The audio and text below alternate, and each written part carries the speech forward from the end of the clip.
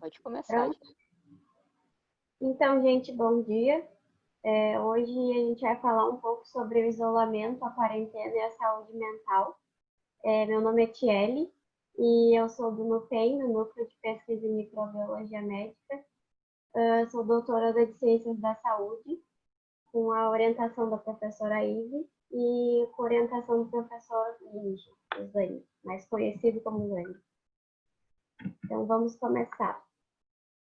A gente vai falar um pouco sobre a origem da quarentena, da onde surgiu essa palavra ou essa expressão quarentena. Ela já tinha sido usada, alguns estudos mostram, alguns dados, em 1377, quando estipularam esse período de 30 dias que os navios tinham que permanecer ancorados por causa da peste. Mas depois eles estenderam para 40 dias, porque os 30 dias não estavam sendo suficientes. Mas então, eles originaram essa palavra da quarentena, que é de origem italiana, de 40 dias, né? Mas então a gente tem falado tanto de quarentena, isolamento, distanciamento, a gente não pensa bem sobre qual a diferença entre eles. Então, a quarentena seria essa medida de restrição de movimento de pessoas que já estão expostas ao vírus, que foram expostas, no caso. E o isolamento, ele consiste na separação dos que já estão infectados ou que estão apresentando algum sintoma. O distanciamento social é um pouco diferente, que seria o esforço para reduzir a circulação de pessoas. Então, a gente ficar distante para que a gente não aumente o contágio, a velocidade de contágio da doença. Algumas medidas de quarentena e isolamento já tinham sido tomadas há muito tempo atrás, quando falavam do combate da tuberculose. Começaram a ser inaugurados os sanatórios, que eram lugares onde eles colocavam pessoas em isolamento, e entre 1880 e 1930, eles se espalharam durante a Europa e a América. Então, por causa disso, eles tiveram que tomar essas medidas por causa do combate à tuberculose. Então, tinha essa alta transmissão do agente causador da tuberculose, né, o Mycobacterium, no século XIX. Então, houve uma criação de entidades de controle de infecções, que agora a gente ouve falar do Centro de Controle de Infecções, e isso fez com que as medidas fossem tomadas de forma mais internacional, digamos. Os países começaram a pensar essas medidas de isolamento e quarentena mais em conjunto, por causa da tuberculose. Ele tem uma fotinho do sanatório Paternon, que faz 60 e não me lembro quantos anos, mas já é bem antigo aqui no Rio Grande do Sul. Então, a quarentena ela voltou a ser um assunto internacional agora nos últimos anos por causa da SARS, da Síndrome Respiratória Aguda Grave, em 2003, quando teve o primeiro surto. E no Canadá, por exemplo, mais de 15 mil pessoas que estavam expostas à SARS foram colocadas em quarentena. Isso também aconteceu no surto de ebola, agora recentemente, tiveram medidas de isolamento e quarentena. Mas, com base nessas questões de quarentena, isolamento, distanciamento, por que a gente tem que falar sobre saúde mental dentro dessa questão principal? Existem alguns autores, alguns estudos que estão preocupados que a saúde mental, o sofrimento psicológico venha a ser uma crise secundária, como se fosse uma segunda pandemia, que eles estão chamando. Porque aqui, alguns dados, por exemplo, dos dois países que estão mais afetados pela Covid-19, por exemplo, os Estados Unidos, 1 em cada 5 adultos tem uma doença mental, e as taxas de suicídio elas aumentaram 30% desde 1999. Já no Brasil, aqui desde 2007 a 2016, foram registrados 106.374 óbitos por suicídio. E em 2016, essa taxa estava em 5,8%, 5,8 por 100 mil. Então, contextualizando aqui um pouco mais, no Rio Grande do Sul, por exemplo, Em 2018, foram 1.241 mortes por suicídio, e fazendo o cálculo de incidência, né, pensando na população que a gente tem aqui, essa incidência ela é maior do que no estado de São Paulo, que é bem mais populoso que o Rio Grande do Sul. E pensando aqui na nossa cidade, em Rio Grande, em 2018 foram 18 mortes por suicídio e em 2017 tinham sido 29. Então, a gente pensar que isso existe aqui pode ser um preditor, né? Um problema da gente pensar sobre a saúde mental na pandemia. Então, aqui, as medidas de quarentena e isolamento, como a gente vê na história, algumas questões, alguns fatores que elas já foram marcadas por medo, falta de entendimento e algumas dificuldades econômicas. Uma revisão sobre os impactos psicológicos da quarentena, que coletou estudos de 10 países, tinha 11 estudos de pessoas com SARS, 5 com ebola, 3 estudos da pandemia de influenza H1N1 de 2009 e 2010, 2 estudos da MERS, a Síndrome Respiratória do Oriente Médio, um estudo da influenza equina e um estudo H1N1 e SARS. O que esse estudo ele encontrou? Os fatores preditores, que seriam os fatores que podem contribuir, que já existiam antes da quarentena e podem contribuir para que tenha um sofrimento psicológico maior, é a questão do histórico de doença psiquiátrica. Se a pessoa já tem, por exemplo, depressão, essa pode vir a piorar durante esse período.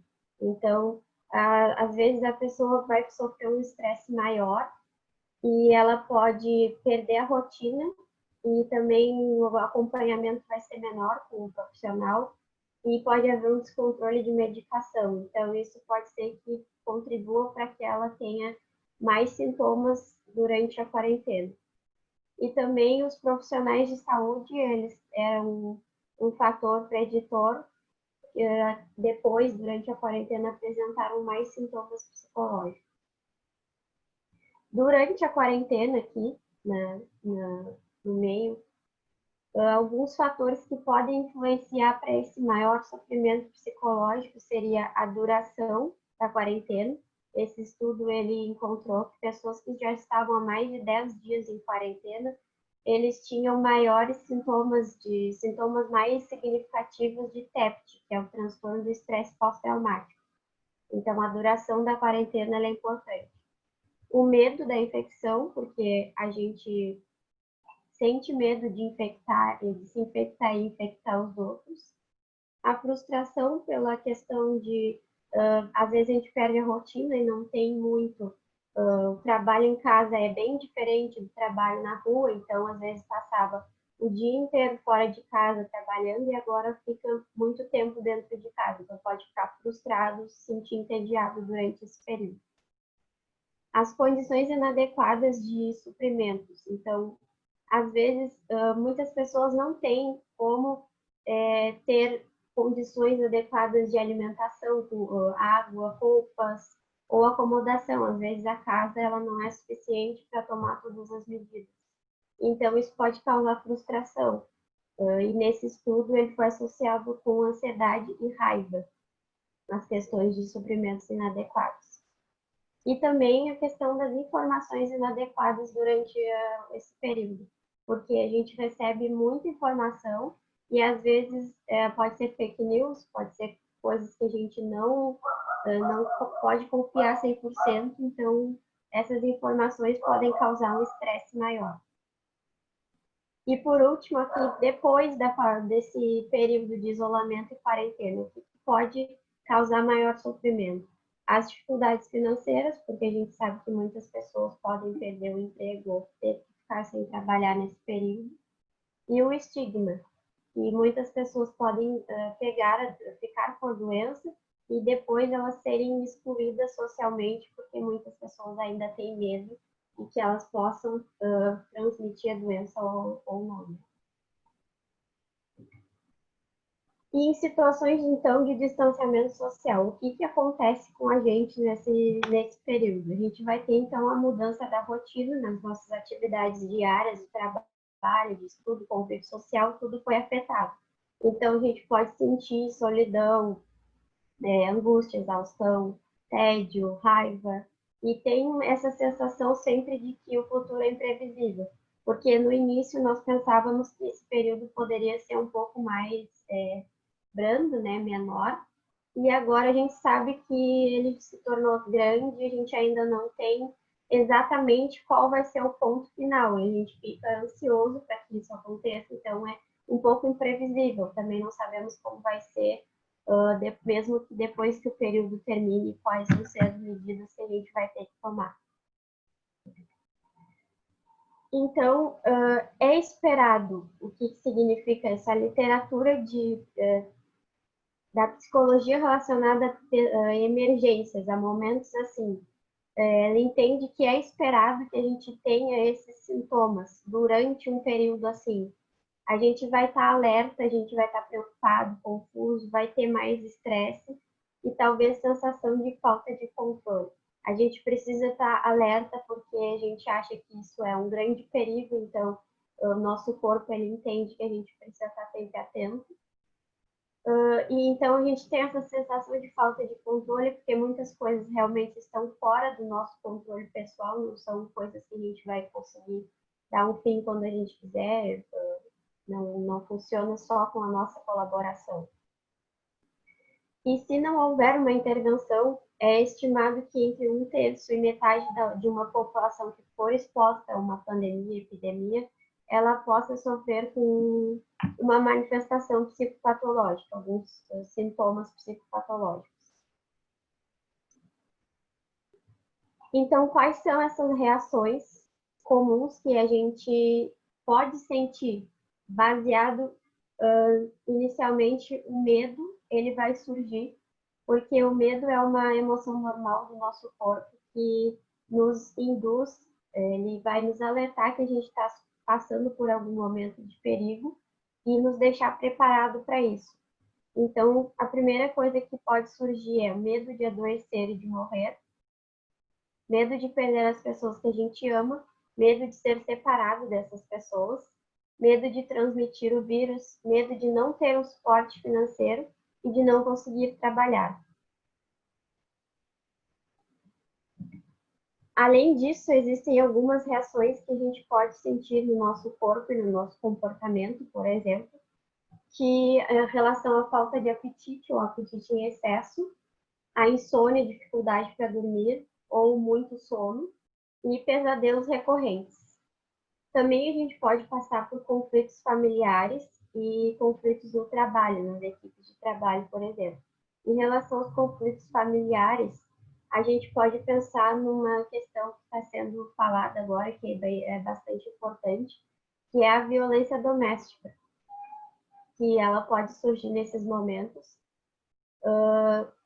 porque as pessoas estão muito tempo convivendo dentro de casa, às vezes já existia algum tipo de violência dentro da família, e também a gente tem que prestar atenção nos grupos que são mais vulneráveis, né? Que são as crianças, os idosos e as mulheres, que possam vir a sofrer violência.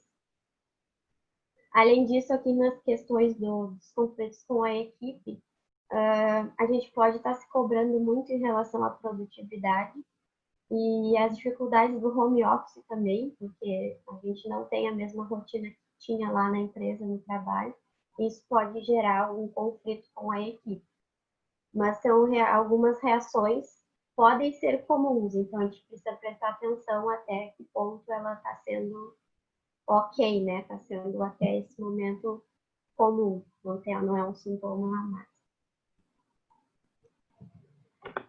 Então, com base nessas questões que a gente viu, de o que a gente pode estar sentindo, o que a gente vai esperar de sintomas durante esse período, quais são as recomendações que a gente tem para que isso seja menos, que a gente seja menos afetado por esses sintomas.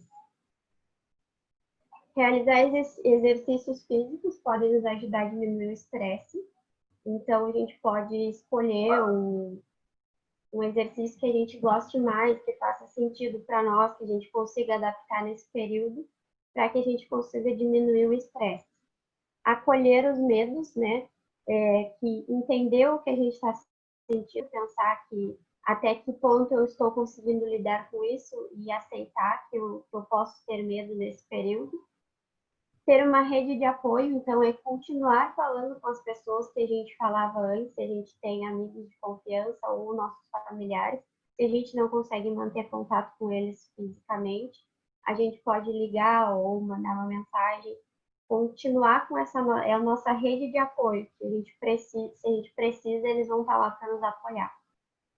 E limitar o tempo que a gente assiste noticiário, porque a gente é muito bombardeado de informações, às vezes eu vou ver o noticiário ao meio-dia, depois às 5, depois às 9, depois à 1, e sempre é a mesma notícia, e diversas vezes a mesma coisa que a gente vai receber, aí se eu troco de canal tá dando a mesma notícia.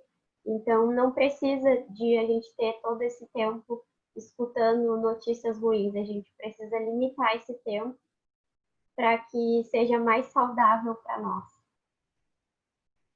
Além disso, importante manter a alimentação saudável e o tempo de descanso. Às vezes a gente está no home office e acha que precisa, já que não tem o que fazer, eu vou ficar aqui o dia inteiro trabalhando, mas a gente precisa desse tempo de descanso. Adaptar os nossos planos, né, ou planejá-los a longo prazo, porque muitas pessoas tinham vários planos para esse ano, já estavam executando, e tiveram que modificar. Então, se a gente tem algum plano, talvez se der para adiar ele um pouquinho, ou modificar, colocar metas menores, coisas que a gente consegue fazer dentro desse período, para que a gente não perca essa motivação as nossas metas, nossos planos, mas que a gente consiga passar por esse período agora mais tranquilo. Buscar informações confiáveis, como a gente tinha visto antes, né? As informações inadequadas, elas podem ser uma causa, um fator que influencia nos sintomas. Então, se a gente buscar informações, eleger sites que a gente possa confiar, que a gente sabe que são informações relevantes, a gente possa usar só aqueles para se informar sobre a pandemia. E por último, evitar o uso de álcool, tabaco e outras drogas em excesso, porque esse período ele pode trazer consequências para o pós. Então, como a gente viu, é esperado que a gente tenha alguns sintomas, algumas manifestações durante esse período. Mas não significa que essas manifestações elas vão ser necessariamente um transtorno psicológico, porque, como a gente viu ali, existem reações comuns, elas são esperadas durante esse período. Então, a gente precisa só estar atento se esses sintomas eles não estão se tornando crônicos, se não está se tornando sintomático. A gente avaliar se a gente está conseguindo lidar com isso de forma mais saudável. Se está sendo mais difícil, a gente vê que não está conseguindo, aí é importante buscar um profissional que possa avaliar isso e ajudar nesses sintomas, né? Então, alguns efeitos tardios, manifestações que podem surgir depois que a gente passar por todo esse período, né, de isolamento, de quarentena, e que possam ser problemático para nós, que a gente precise buscar ajuda. É o luto patológico. O que acontece? Às vezes a gente perde familiares ou amigos, mais de uma pessoa durante esse período por causa da doença. E isso pode ser que a gente não consiga elaborar bem o que aconteceu e essas mortes de forma adequada, como a gente poderia fazer fora desse período. Então, pode ser que tenha alguma manifestação do luto patológico posteriormente. Sintomas de depressão, né? Porque a depressão ela pode surgir agora, alguns sintomas depressivos, ou ela já pode ser exacerbada, como a pessoa já tinha sintomas antes e agora aumentar. Então, estar atento aos sintomas depressivos. Os transtornos psicossomáticos também podem aparecer tardiamente, que os transtornos psicossomáticos, eles são aqueles que, por exemplo, a gente está se sentindo estressado, mas a gente não percebe que está estressado, mas surge uma dor de cabeça, uma coceira na pele. Então, eles são colocados no nosso corpo sem que a gente perceba antes que a gente estava sentindo isso. O abuso de álcool e drogas, substâncias ali que eu tinha falado anteriormente, que estava nas recomendações, que poderia vir a ser um problema tardio se a gente investisse nessa questão do abuso. Em relação aos transtornos de adaptação, né, o que significa esses transtornos de adaptação é a gente não consegue adaptar a nova rotina, assim como a gente teve que se adaptar agora na rotina de home office ou de isolamento. Quando as coisas voltarem, serão novas tarefas, a nova rotina. Então, pode ser que a gente tenha alguns sintomas de transtornos de adaptação. E as manifestações do estresse pós-traumático. Então, as pessoas, às vezes, passam por um trauma. Esse período, ele é um constante estresse. E, por exemplo, pessoas que foram internadas tiveram que passar pelos procedimentos de internação e pode ser que eles tenham algumas manifestações de estresse pós-traumático, né? Que esse momento seja vivenciado mais como um trauma. Então, com base em todas essas coisas que a gente falou, sobre as recomendações, os sintomas que a gente pode esperar, existem algumas questões de estratégia. O que a gente poderia fazer para aumentar a adesão dos protocolos, por exemplo, de higiene, de distanciamento, sem que a gente possa prejudicar tanto a nossa saúde mental, sem que tenha tantos efeitos psicológicos. A gente pode pensar que o estresse e o medo, se eles forem de forma adequada, eles podem nos ajudar à manutenção da vida. Como a gente tinha falado antes sobre a reação do medo, que o medo é uma emoção que surge para nos avisar de um perigo, que tem algo acontecendo. Então, se ele é natural do nosso corpo, ele pode ser manejado de uma forma um pouco mais saudável, para que a gente entenda que existem algumas coisas que a gente precisa fazer nesse momento para que a nossa vida seja mantida, que a gente possa sobreviver a esse período. Então, a gente pode manejar o medo de forma que não afete tanto, assim, de uma forma sintomática, psicologicamente falando, mas que a gente possa aderir a esses protocolos de higiene e de distanciamento para a manutenção da nossa vida. Além disso, a gente pode pensar o distanciamento social como uma medida coletiva, que a gente precisa fazer isso pelo bem de várias pessoas, por um grupo, que eu faço parte desse grupo e que por causa desse grupo nós vamos juntos fazer um distanciamento. Então, se eu me sentir pertencido a esse grupo, eu tiver essa sensação, talvez facilite na minha adesão ao distanciamento social e que eu não me sinta tão isolado, que é exatamente sobre essa campanha da OPAS que eu coloquei aqui, já é a segunda figurinha que eu botei sobre o distanciamento físico, ele não significa isolamento social. Então, se a gente estiver sentindo falta de amigos ou que tem algo para compartilhar, eles vão estar lá, não, talvez não fisicamente, mas virtualmente eles podem estar. Então, a gente pertence a esse grupo, vamos fazer isso com as outras pessoas junto. E eu coloquei essa imagenzinha aqui também, falando sobre amigo, porque ontem foi o dia do amigo, então a gente passou o dia do amigo em distanciamento social e muitas pessoas fizeram atividades online para compartilhar com seus amigos, então isso é muito importante.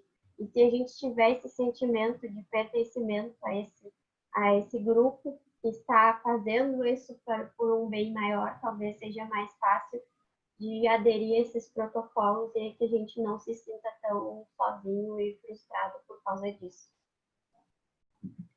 Então é isso, pessoal. Espero que vocês tenham gostado. Muito obrigada.